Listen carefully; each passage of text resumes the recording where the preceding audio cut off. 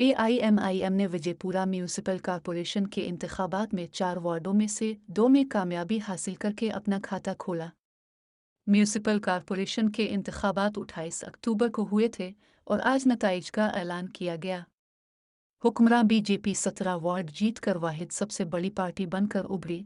Opposition Congress अपनी 10 नशिस्तें बरकरार रखने में कामयाब रही और जनता दल सेकुलर ने 35 रुकनी कॉरपोरेशन में सिर्फ एक सीट जीती। आज़ाद उम्मीदवार 5 वार्ड जीतने में कामयाब हुए और AIMIM ने 2 जीते। आम आदमी पार्टी जिसने भरपूर मुहिम चलाई वो वोटरों को मुतासिर करने में नाकाम रही और अपना खाता नहीं खोल पाए।